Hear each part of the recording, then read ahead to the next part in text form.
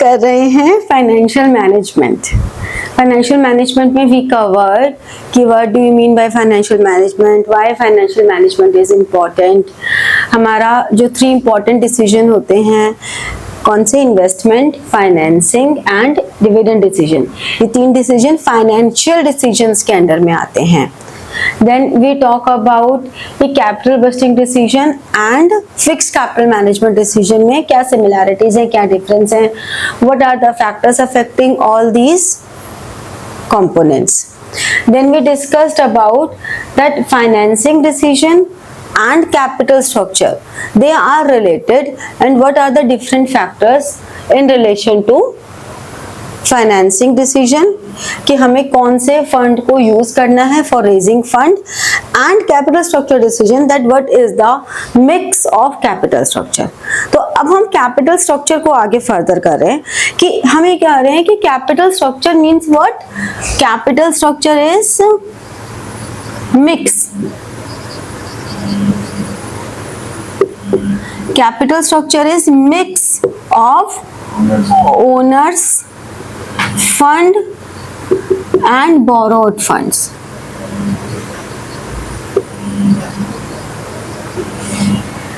Owner's fund and borrowed funds इनका mix है।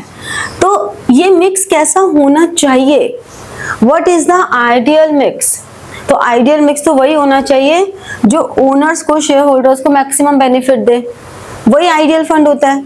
तो कैसे फाइंड आउट करेंगे कि this is the ideal mix? This we are going to study in today's class. ठीक है, तो सबसे पहले डेफिनेशन लिख लो कैपिटल स्ट्रक्चर की। ये कैपिटल स्ट्रक्चर क्या है?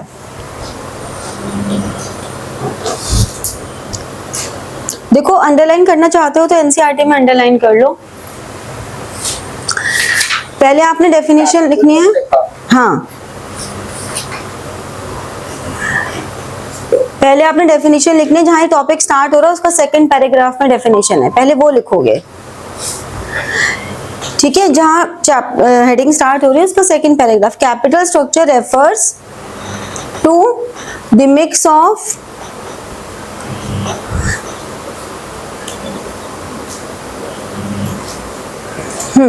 Capital structure refers to the mix between owners and borrowed funds. ठीक है ना। अब इसके ऊपर वाले पैराग्राफ में आप देखो, owner's fund consist of equity capital, preference capital, reserve and surplus और रिटेन्ड अर्निंग्स। तो ओनर्स फंड में क्या क्या हो गया? इक्विटी शेयर कैपिटल हो गई, preference share capital, reserve, surpluses और retained earnings. These are the components of owners fund. Borrowed funds can be in the form of loans, debentures, deposits. These may be borrowed from banks, financial institutions, debentures and public. आपको मैं बार बार ये बात याद दिला रही हूँ कि NCERT की लाइंस बहुत इंपॉर्टेंट होती हैं। हमारा एग्जाम में मेजर जो केस स्टडीज में उनमें भी ये लाइंस एज इट इज आती हैं। तो अगर आपने इनको अच्छे से पढ़ा है तो आपके लिए पेपर बहुत आसान है। ठीक है, तो इसमें हम ये कह सकते हैं कि पढ़ना तो हमें है ही, अगर इसमें से पढ़ लेंगे तो हमारे लिए चीज़ें आसान हो जाएंगी। हम इसके अलावा कहीं और से पढ़ेंगे तो नॉलेज हमें तब भी मिल जाएगी, मार्क्स तब भी आ जाएंगे, लेकिन चीज़ें थोड़ी मुश्किल हो जाएंगी।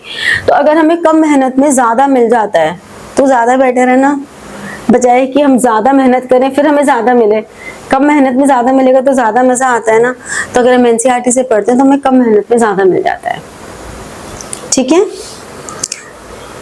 फिर इसके बाद हमारे नेक्स्ट पॉइंट आता है नेक्स्ट पैराग्राफ में, द कॉस्ट ऑफ डेप्ट is lower than the cost of equity for a firm because lenders risk is lower than the equity share holders risk. ऐसा क्यों है? Since the lender earns an assured return and repayment, therefore they should require a lower rate of return. तो इसीलिए cost of डेप्ट जो होती है, ये लिख लेना ना अभी। हाँ, मतलब अभी तो मैं तुम्हें मार्क करवा रही हूँ, आपको रजिस्टर में पॉइंटर्स के फॉर्म में लिख लेना चाहिए, लिखने से आपको याद हो जाता है। ठीक है, तो कॉस्ट ऑफ डेप्ट is lower than cost of equity. Cost of equity हमेशा ज्यादा होती है क्योंकि उसमें रिस्क भी ज्यादा है। ठीक है। लेंडर को क्या है, लेंडर को तो एक शॉर्ट रिटर्न मिल रही है, जो भी एक फिक्स्ड रिटर्न है वो उसे मिल रही है। इवन उसे पता है कि उसे रीपेमेंट भी 4 साल बाद, 5 साल बाद, 10 साल बाद, जो भी एक फिक्स्ड टेन्योर होगा उतने सालों बाद वो रिटर्न भी उसे मिल ही जानी है। तो डेट, जो कॉस्ट ऑफ डेप्ट है वो हमेशा कम होती है। Interest paid on debt is deductible expense for computation of tax liabilities, whereas dividends are paid out of after tax. ठीक है, ये सब आपके स्टेटमेंट एंड असर्शन रीजनिंग में पॉइंट्स आ जाते हैं। ठीक है, कि कॉस्ट ऑफ डेप्ट is lower than cost of equity, assertion, फिर रीजन आ गया। ठीक है ना, क्या रीजन है उसका कि equity lenders earn and short return whereas and repayment of capital. ठीक है, फिर हम कहते हैं इंटरेस्ट पेड ऑन डेप्ट is deductible expense for computation of tax liability. फिर सेकंड स्टेटमेंट आ गए, dividend are paid out of after tax profits. तो बोथ स्टेटमेंट्स आर ट्रू। तो इस तरह से statement based question as it is निकलकर इसमें से आते हैं। फिर नेक्स्ट पॉइंट आता है, इंक्रीज यूज ऑफ डेप्ट therefore is likely to lower the overall cost of capital provided that the cost of equity remains unaffected। क्योंकि ओवरऑल कॉस्ट ऑफ कैपिटल को वो कम कर देते हैं। क्यों कम कर देते हैं? क्योंकि एवरेज जब निकालते हैं तो एवरेज कम हो जाती है डेप्ट से। तो हम क्या कहते हैं नेक्स्ट पैराग्राफ में, डेप्ट is cheaper but is more risky for a business.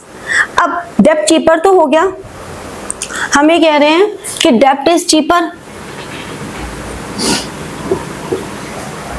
लेकिन अगर बिजनेस के पॉइंट से देखते हैं तो ये रिस्की भी है। क्यों रिस्की है? क्योंकि इसकी पेमेंट फिक्स है, इसकी जो इंटरेस्ट है वो फिक्स है, मतलब कंपनी के पास प्रॉफिट हो या ना हो, दे हैव टू पे। So debt is cheaper but is more risky for a business because the payment of interest and return on principal is obligatory for the business। ठीक है ना, तो अगर आपने यहाँ पे डिफॉल्ट किया तो यहाँ डिफॉल्ट करने से क्या दिक्कत आएगी? फर्म लिक्विडेशन में जा सकती है। तो any default in meeting these commitments may force the business to go into liquidation. ठीक है, जबकि ऐसा कोई कंपल्शन इक्विटी पे नहीं होता है। तो हायर यूज ऑफ डेप्ट increases the fixed financial charges of a business. As a result increase use of डेप्ट increases the financial risk for the company. तो फाइनेंशियल रिस्क का मतलब क्या हुआ? Financial risk is the chance that a firm would fail to meet its obligations. ये financial risk हुआ। समझ में आया फाइनेंशियल रिस्क क्या हुआ? तो फाइनेंशियल रिस्क का मतलब हुआ, देखो एक हमारे पास होता है financial risk, meeting to fail to meet chances, risk है तो chances of fail to meet fixed financial obligations। ये तो फाइनेंशियल रिस्क हो गया। एक होता है operating risk.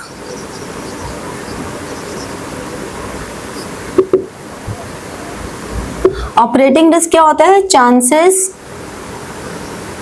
Of fail in regular operations of the business।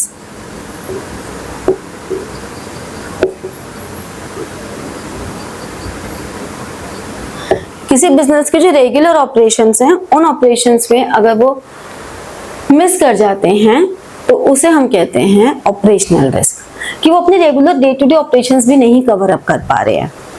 ठीक है, सो ये नेक्स्ट पैराग्राफ ये बहुत इंपॉर्टेंट है क्योंकि ये 3 मार्कर के क्वेश्चन में आ जाता है। Capital structure of a company thus affects both profitability and financial risk. तो a capital risk will be said to be optimal when the proportion of debt in the equity results in increase in value of equity shareholder। तो यानी कि कोई भी decision, all decisions relating to capital structure should emphasize on increasing the share holders wealth. तो पूरा decision जो मैंने बताया इसमें होना चाहिए कि ओनर्स फंड हमारा इंक्रीज हो, हमारे शेयर होल्डर्स को मैक्सिमम बेनिफिट हो, और इसी को हम कहते हैं द प्रोपोर्शन ऑफ डेप्ट in overall capital is also called financial leverage. इसे ही हम फाइनेंशियल लीवरेज कहते हैं। ठीक है ना, तो फाइनेंशियल लीवरेज क्या हुई? इंक्लूजन ऑफ डेप्ट। तो एज, इसी पैराग्राफ की देखो line, as the financial leverage increases the cost of fund declines because increase use of cheaper डेब्ट but the financial risk increases. तो ये आपका आता है what is the impact of financial leverage. Financial leverage क्या करता है? फाइनेंशियल लीवरेज आपके फाइनेंशियल रिस्क को असेस करता है।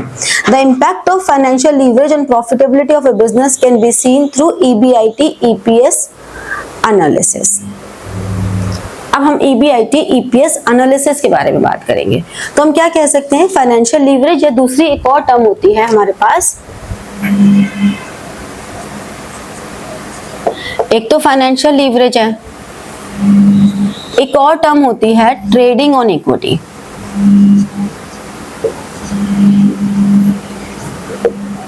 ट्रेडिंग ऑन इक्विटी, ये जो टर्म्स हैं इनका मतलब क्या होता है? इंक्लूजन ऑफ डेब्ट, इंक्लूजन ऑफ डेब्ट कहां पर? In capital structure.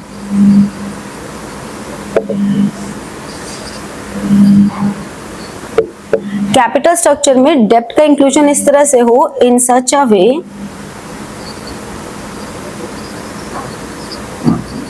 That may increase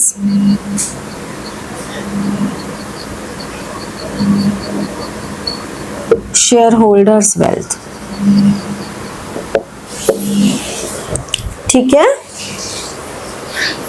समझ में आई ये बात कि वो शेयर होल्डर्स वेल्थ को इंक्रीज करने में हेल्प करते हैं। Got it?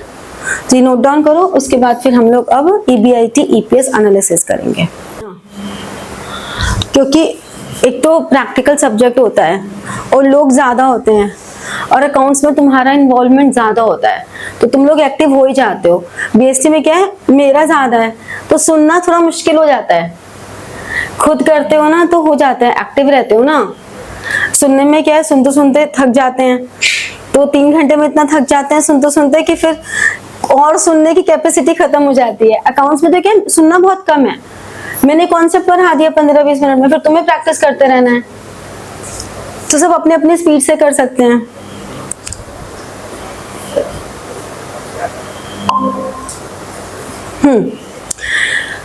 अब नेक्स्ट हमारे पास देखो EBIT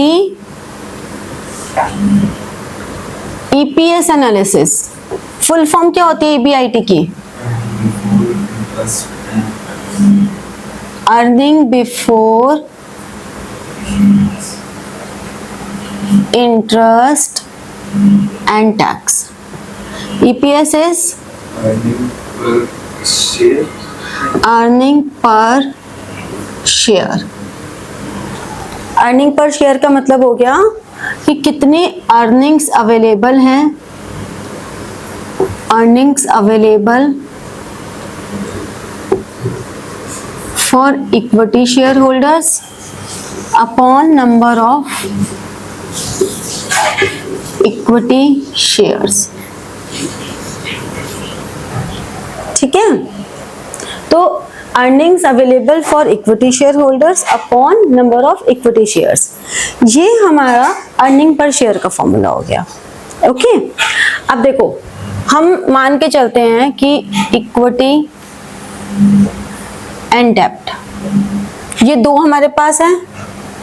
ऑप्शन 1 लें कि हमें इक्विटी चाहिए 3 लाख और डेब्ट है 6 लाख। फिर ऑप्शन 2 हमारे पास है कि हम ये कैपिटल स्ट्रक्चर रखें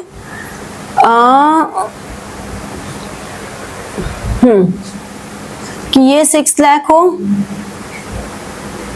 और ये 3 लाख हो,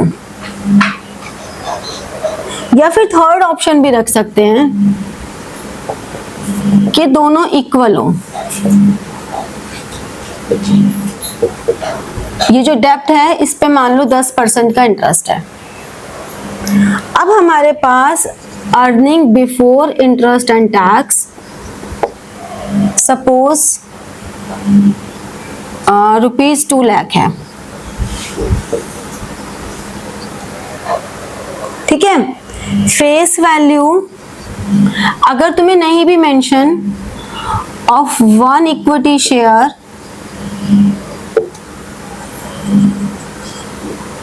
is ₹10 each. Face value 10 rupees है। तो ये हमें कुछ भी नहीं हुआ तो भी मेंशन नहीं भी हो तो भी हम एज्यूम करके चल लेंगे कि 10 रुपीज ही है। रेट ऑफ टैक्स सपोज 30% है।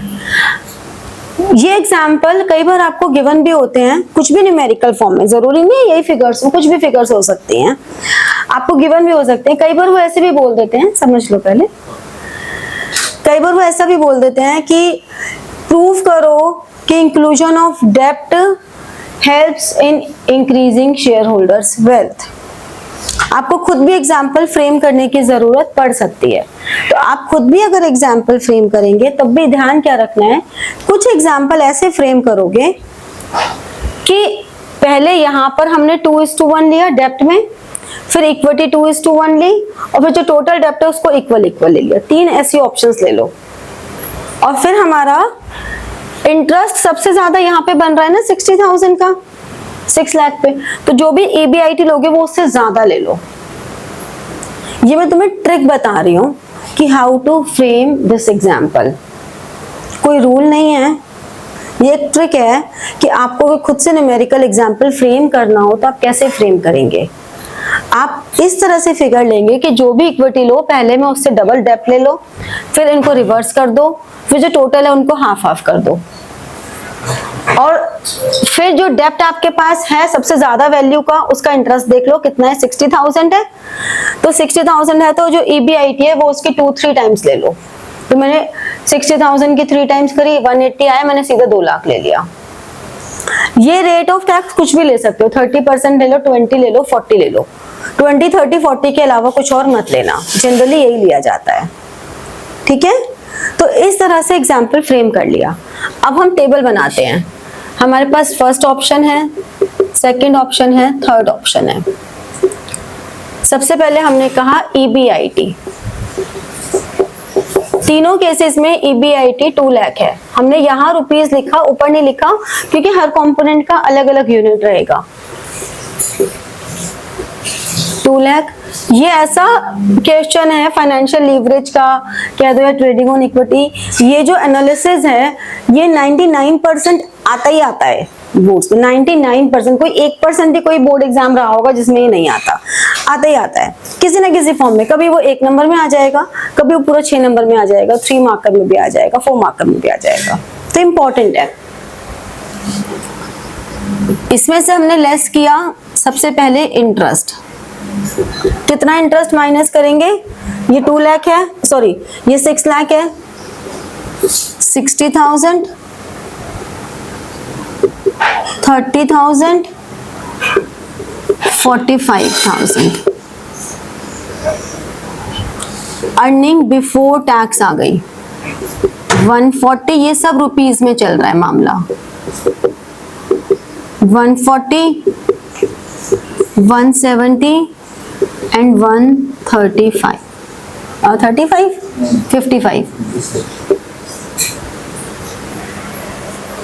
ठीक है, फिर इसमें से less tax at the rate of 30%, ये भी रुपीस में आएगा। 42,000, 51,000, और ये कितना हो गया 0.0046। ये मिल गई अर्निंग आफ्टर टैक्स। तो ये कितनी आ गई 98, ये कितनी आ गई 119, और ये 508.01।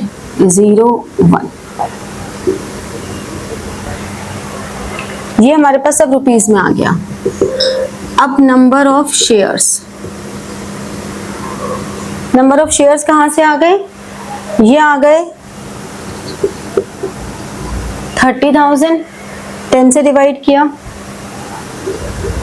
60,000, 45,000। वो दोनों 10% क्या सब 10%। नहीं, ये तो फेस वैल्यू 10 है ना, इसलिए 10 से डिवाइड किया। इसका रेट ऑफ इंटरेस्ट 10 है, फेस वैल्यू 10 है, तो हमें नंबर ऑफ शेयर्स निकालने पड़ेंगे ना। ऐसे घट रहा है, 3 लाख को 10 से डिवाइड किया, हाँ, नंबर ऑफ शेयर्स निकालने के लिए। अब इसे डिवाइड कर देंगे, ईपीएस आ गया, ठीक है ना। कितना आ जाएगा ईपीएस, यहाँ निकाल लो। ये हमारे पास वैल्यू आ गई 98,000 डिवाइडेड बाय 30,000 करेंगे तो ये आ गई। फिर 119 अपॉन 60,000 करेंगे, ये आ गई। 108,500 अपॉन 45,000 करेंगे, ये आ गई। अब मैक्सिमम किस में है, यहाँ पे ज्यादा फायदा हो रहा है, तो कौन सा ऑप्शन सही है, 1, ठीक है। तो इस तरह से हम कहेंगे कि फर्स्ट ऑप्शन इज गुड, ठीक है। अब इसको नोट करो और कल जब आओगे तो इस क्वेश्चन के अलावा अगर EBIT 50,000 होगी तो हमारा डिसीजन क्या रहेगा, ये करके लेकर आओगे। अगर EBIT 50,000 हो गई तो उसको दोबारा सॉल्व करना और फिर मुझे बताना कि तुम्हारा डिसीजन क्या रहेगा, ठीक है। तो like, share and press the bell button for getting your notifications and comment, ठीक है। Thank you.